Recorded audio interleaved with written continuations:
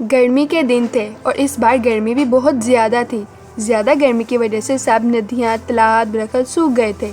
इतने में वहाँ पर एक प्यासा कौवा आया। गर्मी की वजह से इसका बहुत बुरा हाल था। कौवे ने सोचा, थोड़ा सा पानी मिल जाए तो कितना अच्छा होगा।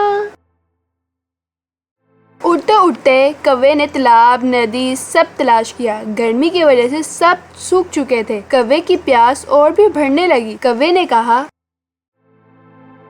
या अल्लाह, कहीं से पानी मिल जाए ताकि मैं भी पी सकूं। ये सब कहते हुए कौवे ने अपनी तलाश जारी रखी। इतने में उसको एक कुआं नजर आया। कुएं को देखकर कौवे ने कहा, वाह वाह, मुझे कुआं मिल गया।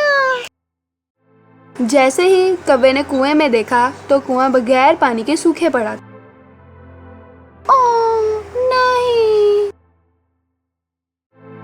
ये कहकर कौवा वहां से उड़ गया। उड़ते उड़ते उसकी नज़र घर के पास पड़े एक घड़े में गई। जैसे ही उसने अंदर देखा तो घर में पानी बहुत कम था। ओह, इसके अंदर तो पानी बहुत कम है। मैं इतना कम पानी कैसे पी सकता हूँ, क्योंकि पानी बहुत नीचे है। और कौवा थोड़ा मायूस हो गया।